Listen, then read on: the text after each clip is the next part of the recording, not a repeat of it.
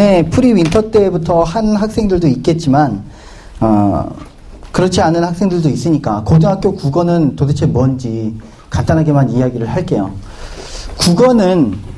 국어는 언어가 아니야. 우리가 공부하는 국어는 영어하고 국어, 영어는 미국 사람들 혹은 영국 사람들이 하는 그거고, 그 국어는 우리말인데 분명히 그렇게 경계가 되지만 공부하는 내용은 그게 아닌 거죠. 공부하는 내용은 그게 달라.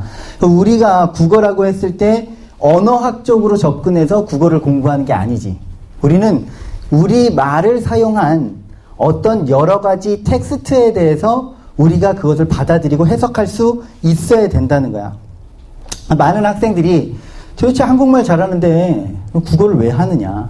한국말을 배우려고 온 건 아니에요. 니네들은 외국인처럼 한국말을 공부하려고 온 게 아니고 우리말로 되어 있는 텍스트들을 제대로 해석하고, 그리고 더 나아가서는 너희들이 어느 순간에 그러한 글들을 창조해낼 수 있어야죠. 저는 글쓴이가 될 게 아닙니다. 저는 시인이 될 것도 아니고 소설가가 될 것도 아니에요. 어떤 분야든지 상관없어요. 어떤 분야든지 읽고 그리고 쓰는 행위를 해야 돼. 하다못해 내가 블로거, 파워 블로거지가 돼가지고 블로거가 될 거다. 파워 블로거가 될 거다. 그러면 거기에서 사용할 수 있는 어떤 블로그의 글을 잘 조직하는 방법, 뭐 요리를 할 거면 요리, 아니면 어떤 걸 만들기 할 거면 만들기. 그냥 단순히 사진 찍고 업로드만 하면 되는 게 아니고 거기에서 그런 것들을 잘 풀어낼 수 있는 어떤 조직적인 능력이 필요하다라는 거죠. 아니면 뭐 요즘은 애들이 초딩들 꿈이 BJ 뭐 하고 그런 거라며. 정말 세상 많이 변했어요. BJ를 한다고 해도 마찬가지죠. 그런 것들을 구성할 수 있는 능력, 그리고 말하는 그런 내용들에 대해서 조직적으로 얘기를 할 수가 있어야 돼. 물론 그거를 타고나서 원래부터 글 잘 쓰고 원래부터 말 잘하는 사람이 있는 반면에 대부분의 사람들은 그것들을 준비하고 조직하는 능력이 필요하다는 거죠. 그러니까 그런 것들을 학습하는 것이 국어라고 생각을 하면 돼요. 그 다음에 또 한 가지, 바로 인간에 대한 탐구입니다. 인간에 대해서 공부를 하는 거예요. 그래서 상당히 국어 공부가 되게 원초적일 수도 있어요. 문학이 그렇죠. 그냥 내가 운수 좋은 날이라는 소설을 하나 공부하는 것이 아니고 김소월의 진달래꽃이라는 시를 공부하는 게 아니라 그 소설과 시 속에서 담겨져 있는 인간의 모습을, 그래서 그 안에서 우리가 어떤 모습을 본받을 수 있고 어떤 인간의 삶을 지향할 수 있는가라고 하는 것을 생각할 수 있는 가히 철학적인 영역이 국어라고 하는 거죠. 근데 대부분의 학생들이 그거를 그렇게 공부하지 않는다는 거지. 그래서 항상 고등학교에 올라가서는 먼저 그것부터 생각할 수가 있어야 돼. 그러면 국어의 영역은, 고등학교 때 공부해야 되는 국어의 영역은 5가지 영역이 있어요.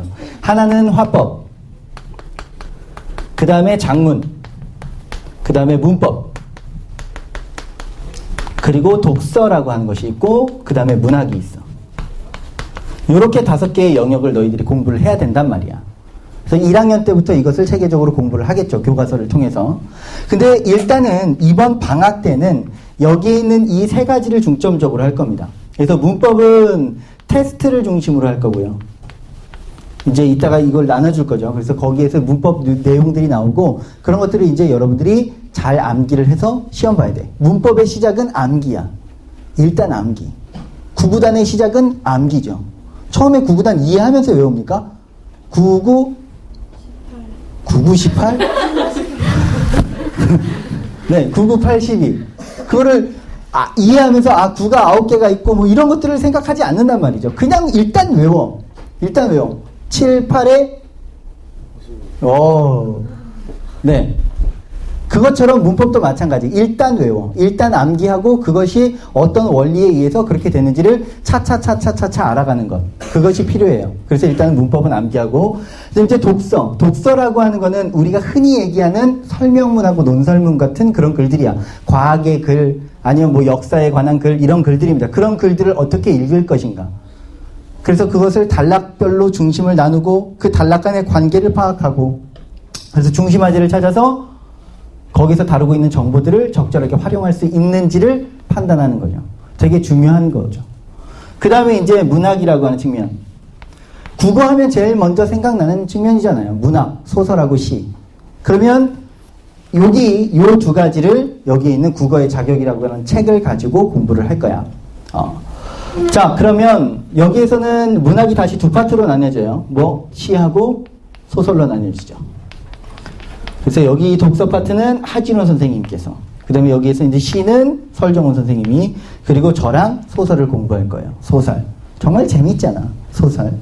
그럼 한번 공부를 해보도록 하죠. 자, 한 가지 또 개념을 더 던져놓고 가겠습니다. 마음속에 이미지 트레이닝을 통해 가지고 어떤 공부할 수 있는 밑바탕이 있었으면 좋겠어요. 역시나 국어 공부의 맥인데, 국어는 첫 번째가 형식이야. 어쨌든 언어를 사용해서 만들어낸 그 영역이기 때문에 형식적인 것이 있어요. 형식이 없고서는 국어라고 얘기할 수가 없어. 언어적으로, 텍스트로 항상 표현이 되어 있다는 거죠. 그래서 그것을 표현하는 방식이 있어. 감정은 그렇지 않아요. 슬픔이라고 하는 게 있어. 느껴져요? 그런데 만약에 지금 내가 이렇게 이러고 있는 이거를 니네들은 볼 수 있지만 이거를 어떻게 기록을 남겨야 된다면 언어적으로 써야죠. 장민이가 얼굴을 찡그리며 어깨를 들썩이며 눈에서는 눈물이 나오며 이런 말들로 표현을 해야 돼. 그래서 슬픔이라고 하는 것을 표현해야 된다는 거죠. 그러면 그렇게 표현하는 방식들이 분명히 있어. 그래서 그러한 형식을 여러분들이 공부해야 되고, 그 형식에 담겨져 있는 내용, 그 내용을 알 수가 있어야 돼. 그러면 시험 문제는 항상 이 두 가지에서 나오는 거죠. 어떤 내용을 어떤 형식으로 담았는가, 형식을 묻는 문제. 그 다음에 형식을 보여준 다음에 이런 형식이 어떤 내용을 얘기하는가라고 하는 거를 찾는 거예요. 늘 그거야. 다른 거 하나도 없어. 그냥 국어 문제는 이게 다야. 이걸 못할 뿐이죠, 우리가. 자, 그러면 소설이라고 하는 걸 봅시다. 뭐 소설은 어쨌든 중요한 건 형식보단 내용이니까 어떤 내용을 담을까? 큰 축에서 얘기하면 인간의 삶을 얘기하죠. 인간의 삶을 다루는 것이 바로 소설이야. 어떤 인간이 어떻게 살아가는 것이 바람직한가에 대한 그런 문제들을 다루고 있는 게 소설이라는 거죠. 그러면 제일 중요한 건 어떤 인간이 있어. 인물이라고 얘기를 하지. 이 인물이 있습니다. 그래서 소설을 통해서 이 인물을 알고 인물을 만나야 돼. 인물을 안다는 건 도대체 뭘까? 너 이름이 뭐니? 김태훈이야. 김태훈, 난 이창민. 안녕, 태훈아? 안녕하세요. 네. 자, 그러면 이제 태훈이하고 이창민은 서로 아나요? 안다고 얘기할 수 있나요? 이것까지 분명히 알긴 알죠. 그렇지만 진정으로 그 인간을 아는 건 아니죠. 태훈이가 나를 아는 건 아니잖아. 우리가 이제 막 대화를 하다가 이렇게 얘기할 수 있겠지. 태훈이가 선생님 어쩌고저쩌고 이렇게 나한테 막 조언을 해. 그러면 이렇게 얘기하죠. 네가 뭘 알아? 네가 나를 알아? 네가 나에 대해서 알아? 이렇게 얘기를 하죠. 이건 뭐야? 우리가 어떤 사람을 안다는 건 그냥 단순히 그 사람의 이름과 얼굴을 안다는 것과 다른 거야. 다른 개념이죠. 그러면 우리가 소설을 통해서 어떤 인물을 안다는 건 역시도 다르다라는 거죠. 그러면 가장 흔히 아는 어떤 인물을 한번 얘기해 봅시다. 흥부. 흥부를 모르는 사람은 없죠. 그죠? 익사이팅한 이름을 가지고 있잖아요. 저 흥분돼요. 흥분되는 이 이름이죠. 그죠? 그런 이름을 가지고 있는 흥부가 있어요. 흥부를 아나요? 흥부를 알아요? 어느 정도는 알죠. 뭘 알아요? 그 인물을 안다라고 하는 거는 흥부는 어떤 사람? 착한 사람. 이렇게 대답할 수 있으면 이제 흥부를 어느 정도 아는 거야. 즉 인물을 안다는 건 그 인물에 대해서 어떠한 성격을 가지고 있는지 이해할 수 있다는 겁니다. 걔는 그래. 걔는 그런 성격이야. 라고. 그러면 성격을 이해한다는 건 모든 인물은 이러한 성격들을 가지고 있어. 이런 성격들은 뭐를 만나요? 어떤 상황을 만나요. 상황은 사건이라고도 얘기할 수 있어. 어떤 사건을 맞이하죠. 그런 사건을 맞이했을 때 이러한 성격은 어때? 어떤 태도로 나타나게 돼 있어. 상황은 늘 뭐를 만들어? 정서를 만들어내. 이 정서를 만들어낸 것이 이 인물에게 들어가죠.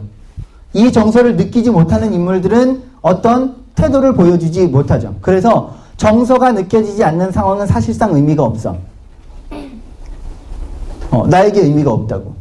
자, 엊그저께 뉴스를 봤는지 모르겠지만, 진 에어라고 하는 그런 비행기.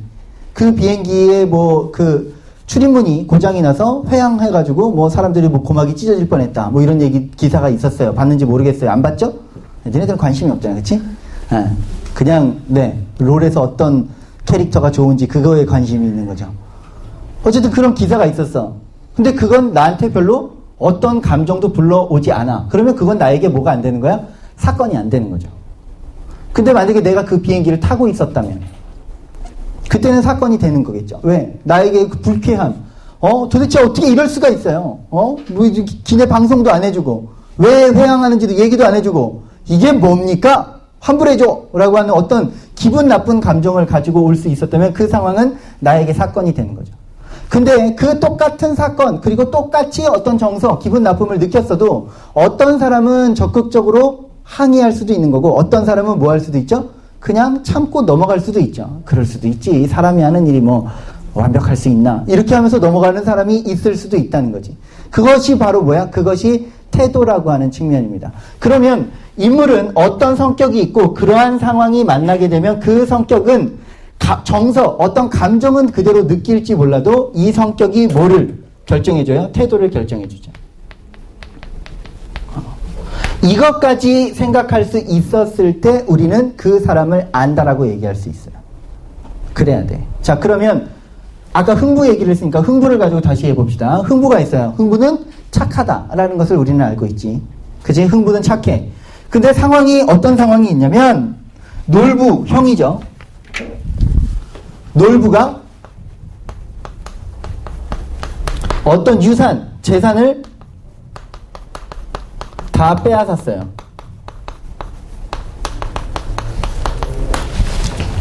그래서 집에서 쫓겨났어. 그래서 가난해. 밥도 못 먹어. 그러면 여기에서 어떤 정서가 느껴져? 슬프겠죠. 이런 상태니까 슬퍼. 그럼 형한테 가서 따질 수도 있는 거고 법적으로 소송을 걸 수도 있는 거고. 그러나 흥부는 어떡하죠?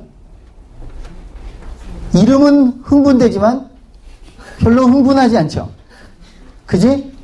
그래도 형이니까 그렇게 생각하면서 형을 존중하고 계속 이해한단 말이지. 물론 그게 바람직하냐 바람직하지 않냐는 추후의 문제인 거고, 그 성격, 그 착하다라고 하는 그 성격이 어떻게 그러한 태도를 가져오는 거지. 그냥 받아들이는 거야. 누군가는 그 착하다라고 하는 거를 다르게 해석할 수도 있어. 미련하다라고.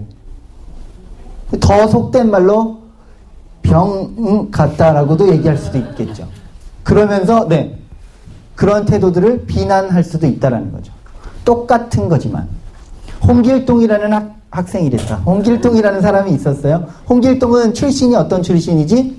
서자 출신이야. 그래서 걔는 과거 시험을 보고 장원급제를 할 수 있어 없어? 없어. 그런 상태에 있어. 그런데 그 홍길동은 어떤 성격을 가지고 있었기 때문에, 저항적이고 주체적이고 의지적인 성격을 가지고 있었기 때문에 그러한 상황, 내가 아버지를 아버지라 부르지 못하고 형을 형이라고 부르지 못하고 이런 상황이 되니까 어떻게 된 거예요? 그것에 대해서 저항하기 시작한 거죠.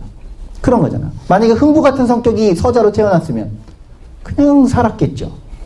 이런 것들. 자, 그러면 다시 돌아가서 우리가 소설을 공부했을 때 사람을 만나고 사람을 알게 되어야 된다 그랬어요.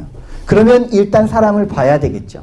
너희들이 그것을 보고 있느냐? 어떤 소설을 읽었을 때 재미로 읽을 땐 잘 찾고 잘 봐요. 재미로 읽을 때는 내가 이 소설이 재밌어. 그래서 그거를 읽을 때는 그 인물을 이해하고 그 사람과 친해지고 싶은 마음이 생겨서 그 사람을 알게 된단 말이야.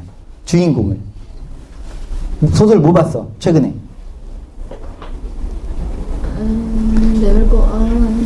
그렇게 공부하려고 봤던 거 말고.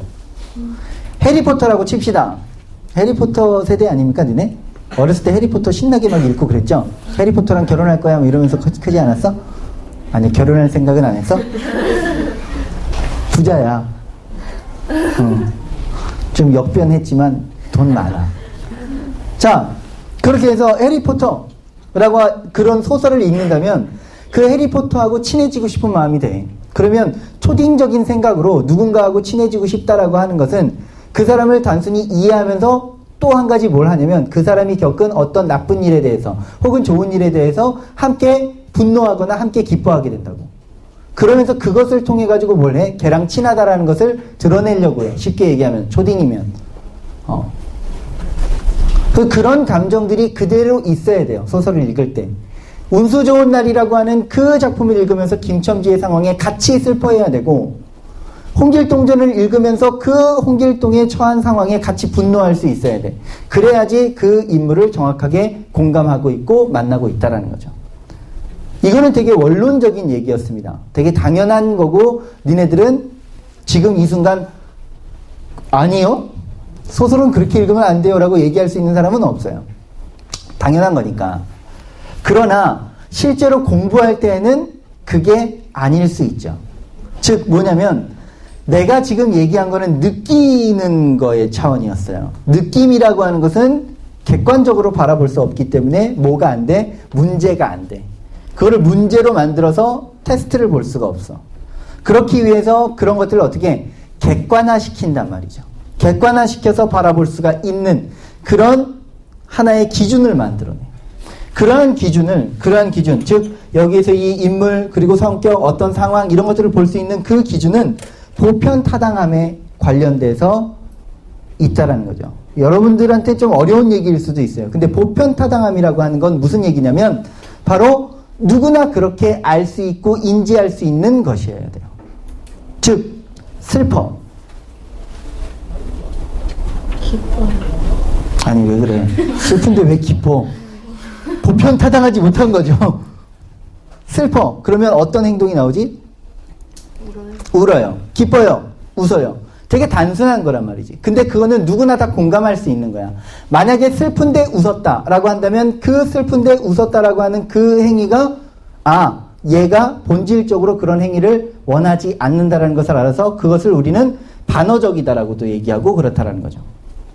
그래서 그 기준이 명확하지 않으면 안 된다는 거야. 김소월의 진달래꽃에서 나무기가 역겨워 가실 때에는 말없이 고이 보내드리우리다라고 얘기를 했을 때 이게 진짜가 아니고 구라다라고 하는 것을 우리는 알 수 있죠. 진짜 김소월의 그 진달래꽃에서 그 화자가 나무기가 역겨워 가실 때 말없이 보내주고 싶은 거야? 헤어지고 싶은 거야? 원래부터 사귀는데 진짜 헤어지고 싶었어. 그런데 걔가 헤어지지. 아싸! 그래! 이렇게 하고 헤어지는 거야? 차마 나는 미안해서 말 못했는데 걔가 헤어지자고 해서 너무 고마워. 그럴 때 있어요. 살다 보면. 그럴 때 있죠. 그렇지만 우리가 생각하는 보편타당한 관점에서 이별은 뭐야? 좋은 거야? 나쁜 거야? 나쁜 거야. 그렇기 때문에 그 나쁜 거를 수용하려고 해? 거부하려고 해? 거부하려고 해. 그런데 거기에서 말없이 보내주고 말없이 수용하겠대. 그러면 그거는 뻥이다라고 우리는 생각해야 된다는 거죠. 그리고 거기에다 대고 뻥이 아닐 수도 있잖아요, 선생님. 이라고 따지는 거는 뭐를 거부하는 거야? 보편타당성을 거부하고 있는 거예요. 그러면 본질적으로 걔는 뭘 못해? 국어를 못해. 걔 말이 틀린 게 아니고 그러한 아주 주관적이고 느낌적인 느낌을 느낄 수 있는 그런 상황들은 우리가 시험 볼 때 쓰는 게 아니라는 거죠. 그게 거짓말이든 아니든 그것은 분명한 상황에 의해서 보편타당한 관점에 의해서 객관화시킬 수가 있어야 돼. 그러한 눈을 먼저 갖고 시작해야 국어를 잘할 수 있다. 안 그러면 그냥 국어는 너무 주관적이야. 지 멋대로야. 뭐예요? 뭐 이런 게 어디 있어요? 라고 생각하게 된다라는 거지. 자, 그럼 우리가 소설을 공부하면서 어떻게 파악할 수 있고 어떻게 인간의 삶을 알 수 있는지 공부를 해보도록 할게요. 페이지는 책을 펴겠습니다. 나랑 공부할 페이지는 34페이지. 34페이지. 펼쳤어요? 자, 인물과 갈등이라고 하는 것에 대해서 공부를 할 거야. 자, 그러면 개념적인 거는 아주 간단하게 일단은 설명을 드리겠습니다. 인물이라고 하는 거. 인물은 사람인 거죠. 그죠? 인물, 사람이야. 그러면 인물은 기본적으로 소설 속에서 어때? 가장 중심적인 역할을 가지고 있죠. 소설이라고 책을 펼쳤는데 자연 경관만 처음부터 끝까지 쭉 얘기하고 아름답다 하면 그건 소설이 됩니까? 아니죠. 뭐가 돼요? 뭐 기행문이나 아니면은 뭐 어떤 여행 잡지에 뭐 그런 내용이 되겠지. 사람이 있어야 돼. 그치? 그 사람이 뭘 해야 돼요? 그냥 사람이 있었다. 끝? 안 되죠. 그 사람이 어떤 사건을 겪어야 돼. 그 사건이라고 하는 것은 그 사람이 겪는 갈등을 얘기하는 거죠. 그래서 갈등을 가지고 있는 인물, 갈등을 지니고 있는 그 인물이 뭡니까? 소설 속에서 이야기를 만들어낸다는 거야. 이거를 알고 있어야 여기에서 인물과 갈등을 왜 붙여놨는지 이해할 수 있겠죠. 자, 인물은 분류를 할 수 있어요. 기본적으로 첫 번째 중심 인물이 있을 수 있고, 그리고 주변 인물이 있을 수 있어. 거기서 보시면은 인물의 유형에서 중심 인물과 주변 인물이라고 나와 있지. 중심 인물 간단하게 얘기합시다. 중심 인물은 뭐? 주인공. 주변 인물은 뭐? 안주인공. 그러면 이거는 간단하잖아요. 그쵸? 주연이다, 조연이다라고 하는 거. 그러면 안주인공은 도대체 뭘까? 얘가 주인공인지 아닌지는 어떻게 생각할 수 있을까? 이름이 뭐죠? 서윤수요. 서윤수? 네. 윤수야, 네. 지금 너는 네 인생의 주인공이야. 네. 나는 안주인공이죠. 네. 왜요? 제 인생이니까. 그래, 네 인생이니까. 네가 겪는 어떠한 사건들이 있을 거 아니죠? 그죠? 있잖아. 그러한 사건을 해결할 수 있고 그 사건에서 어떤 감정을 느끼는 것도 너지. 나는 아니야. 나는 그냥 어느 정도 영향을 미칠 뿐이지 본질적이진 않아요. 그렇기 때문에 네 인생의 주인공은 너야. 내 인생의 주인공은 나야. 내가 어제 내 여자친구하고 싸웠어. 만약에 그런 일이 있었다면 너하고 뭔 상관이 있어요? 상관이 없어요. 그냥 내 일인 거야. 그치? 근데 윤수가 나를 바라보면서 제 표정이 더러워. 제가 어제 여자친구랑 싸웠나 보다. 이렇게 생각을 해요. 그러면 여자친구랑 싸운 건 누구? 나. 분명히 얘기를 이 윤수가 했지만 뭐에 대한 얘기를 했어요? 나에 대한 얘기를 했지. 그러면 얘는 뭐야? 주인공이야? 아니야. 관찰자인 거지.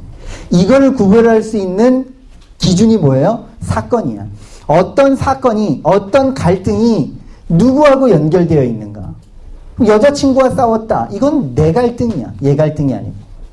그래서 서술자하고 주인공은 늘 구분이 돼야 되는 겁니다. 물론 주인공이 서술자가 될 수도 있겠지. 그래서 이 중심인물과 주변인물이라고 하는 이 말 자체를 이해하는 건 어렵지 않아요. 그냥 다 알고 있는 말이지. 그렇지만 실제로 너희들이 소설을 읽으면서 그 두 가지를 구별할 수 있는가라고 하는 것은 상당히 중요한 능력 중에 하나인 거지. 서술상의 특징을 이해할 수 있으니까. 이거는 나중 다음 단원에서 공부하도록 하고, 이렇게 두 가지 인물이 있습니다. 두 번째는 주동인물이 있고 반동인물이 있어요. 주동인물은 뭘까? 주동인물은 어떤 사건 해결 그런 것에 있어서 능동적인 주체를 얘기를 해. 이 말도 되게 어렵죠. 쉽게 얘기할게요. 어떤 그 주제를 만들어내는 데 있어서 착한 주제를 만들어낸다고 생각한다면 그것을 만들어내기 위해서 앞으로 나아가는 사람이 주동인물이야. 그것을 방해하는 사람이 반동인물이야. 더 쉬운 말로 바꾸면 착한 사람이 주동인물이야. 나쁜 놈이 반동인물이야. 네. 미션 임파서블 로그네이션 할 때 톰 크루즈가 좋은 놈이야. 그 톰 크루즈 죽이려고 하는 그 놈이 나쁜 놈이야. 이런 것을 이해할 수가 있어야지. 그런 것을 이해하는 것이 바로 뭘 이해하는 거야? 갈등 구조를 이해하는 거죠. 아가야, 거기 졸지 마라. 신준현, 졸지 마. 밥 먹고 졸립죠? 졸면 안 돼. 인간을 만날 수가 없어. 여기에서 이것을 파악하는 거는 어떤 서술상의 특징을 이해하기 위해서 필요한 거라면, 여기에서 주동인물과 반동인물을 파악하는 것은 갈등 구조를 이해하기 위해서 필요한 거예요. 그렇지만 어떤 소설이 내적 갈등을 가지고 있어. 아니면은 갈등 양상 자체가 어떤 사회적인 갈등이나 운명적인 갈등을 가지고 있어. 그럴 때에는 나쁜 놈이 없을 수도 있다는 거죠. 그러니까 이야기 자체가 다 좋은 사람만 있을 수도 있어. 히말라야라는 영화 봤나요? 안 봤어요? 봤어요? 난 안 봤어. 근데 왜? 안 봤을 수도 있지. 근데 딱 봐도 히말라야에서 나쁜 놈이 나와? 황정민이 막 산에 올라가는데 못 올라가게 막 총 쏘고 막 그럴 것 같아요? 그런 류의 영화가 아니잖아. 그치? 그 영화는 뭐야? 산이라고 하는 자연, 그 자연 앞에 인간이 얼마나 나약한 존재인가. 그리고 그것을 극복하고 이겨내가는, 인간의 한계를 이겨내가는 그런 과정이잖아요. 그건 인간과 자연의 갈등이지, 인간과 인간의 갈등이 아니야. 액션 영화가 아니니까. 그치? 그러니까 거기에서는 나쁜 놈을 찾을 수가 없죠. 그런 작품에서는 뭐가 없을 수 있어? 반동인물이 없을 수도 있어. 그러니까 이거는 어쨌든 이쪽 반대쪽 주동 인물을 방해하는 존재가 누구냐, 그 존재에 따라서 갈등의 양상을 파악할 수 있다는 겁니다. 그래서 필요하다라는 거예요. 자, 그러면 아까 얘기를 했어요. 그 소설이라고 하는 거는 인물을 만나는 것이 되게 중요하다라고 얘기를 했는데, 인물을 만나는 것이 중요하다고 얘기했는데, 그 인물을 만날 수 있도록 도와주는 역할을 하는 사람이 누굽니까? 서술자죠. 그죠? 서술자. 소설에서 가장 중요한 역할을 하고 있는 사람이에요. 이 서술자가 인물도 소개해주고 사건도 말해줘요. 서술자 되게 중요한 역할을 하고 있는 겁니다. 정신을 차리셔야 돼요, 여러분. 정신을 못 차리면 큰일 납니다. 망태 할아버지가 잡아가요. 네. 옛날 할아버지들이 쓰는 말인데 되게 중요해요. 여기서 이제 제일 중요한, 이번 단원에서 가장 중요한 얘기를 할 거니까 졸린 사람들 다시 한번 정신 차리시고, 다른 건 다 까먹더라도 이거는 기억하고 가야 돼요. 간단하게 얘기하면 이것이 시험에 직결되기 때문에 그렇습니다. 시험에 나올 거야, 이게. 이게 시험에 나올 거야. 수능에 나와요? 아니요, 내신에도 나와요. 언제든지 나올 수 있는 얘기니까. 서술자가 인물을 보여줄 거예요. 인물에 대해서 얘기를 해줄 거야. 근데 그 얘기해주는 방식이 두 가지가 있어. 그래서 인물 제시 방법이라고 얘기하죠. 인물 제시하는 방법. 책에도 있다. 거기다 별표를 쳐놓으세요. 제일 중요한 거니까. 인물 제시 방법. 그러면 첫 번째, 직접 제시가 있어.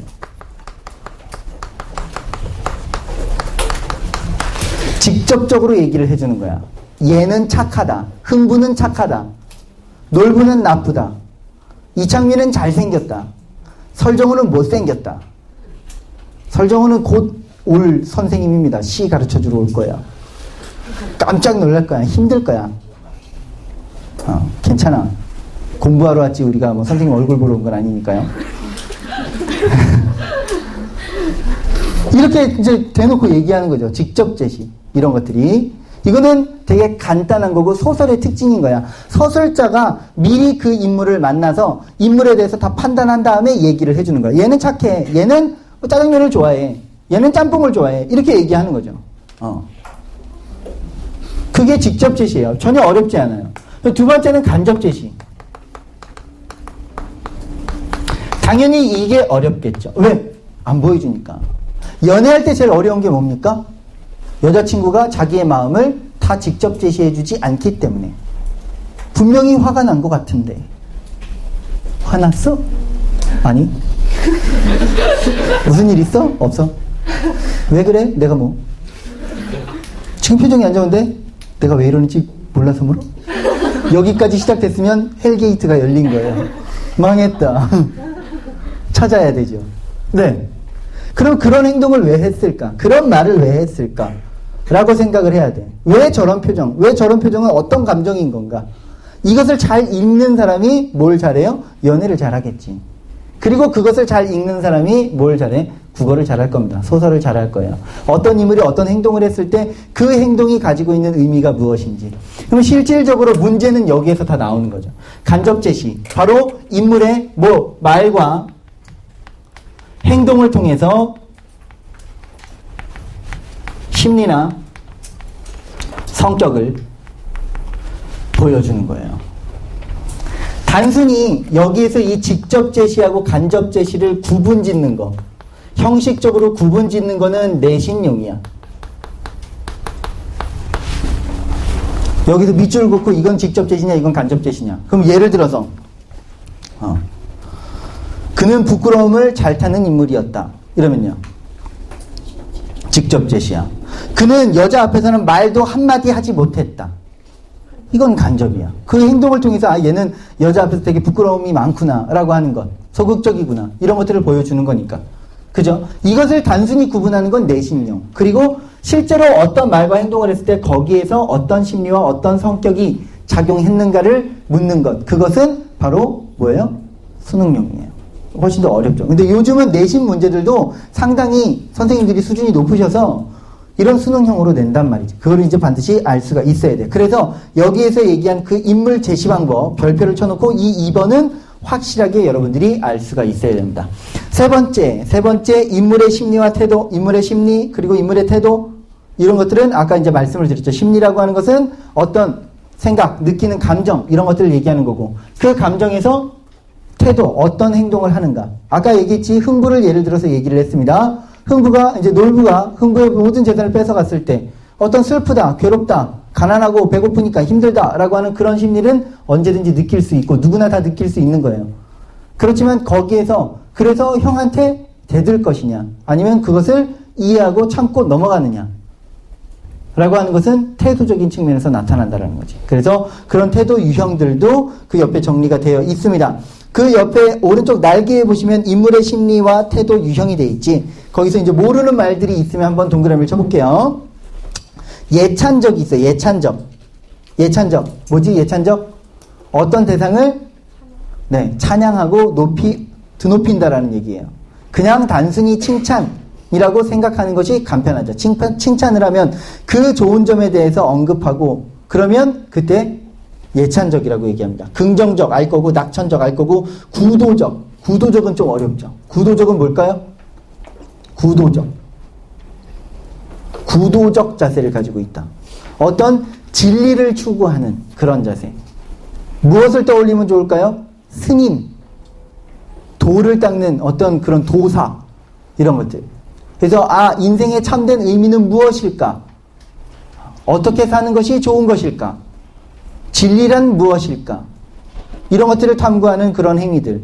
그런 것들이 구도적 자세라고 보면 되겠습니다. 의지적, 저항적, 성찰적. 자, 성찰적은 뭐지? 반성하고 자기를 되돌아보는 태도를 성찰적이라고 얘기하죠. 반성적, 달관적. 달관적 동그라미 치시고. 달관적도 조금 어려운 말이죠. 달관적이 뭘까요? 달관. 인생의 달관. 초월하는 겁니다. 모든 것들을. 쉽게 얘기하면 모든 욕심을 버리는 것. 그래서 누가 어떤 사람이 나에게 무슨 일을 하더라도 다 이해하고 받아들이는 것. 그냥 그것이 착해서가 아니고 그런 세상의 고통에서 벗어나 있는 그런 거죠. 그런 것을 우리는 달관적이라고 얘기합니다. 관조적은 감정 없이 어떤 대상을 바라보는 걸 관조적이라고 얘기하고요. 비판적, 도피적, 체념적, 회의적은 동그라미 칠게요. 회의적은 뭐야? 회의. 어떤 의미를 가지고 있죠? 회의? 되돌리는 거? 네, 비슷합니다. 후회하고 의심하는 것. 이런 것들을 회의적이라고 얘기를 해요. 의심하고 후회하고 하는 것들. 이런 것들이 회의적이다. 냉소적, 이거는 그냥 비웃는 거죠. 이렇게 이제 인물의 태도의 유형들이 있어. 근데 이런 용어들을 일단 아는 것도 중요하지만 실제로 인물을 통해서 그런 것들을 발견할 수 있는가라고 하는 것을 여러분들이 많이 훈련을 해야 될 거예요. 자, 그 다음 넘어갈게요. 그 다음 이제 갈등의 유형에 대해서 얘기를 하겠습니다. 이게 어쨌든 제일 중요한 거였고 기억하시고 갈등의 유형을 얘기할게요. 갈등. 자, 갈등이라고 하는 것은 어떤 부딪히는 것들을 얘기하는 거야. 그럼 쉽게 얘기하면 인물이 있어. 우리가 인물을 만났죠. 인물을 만났어. 인물이 가려고 하는 그 지향점이 있을 거예요.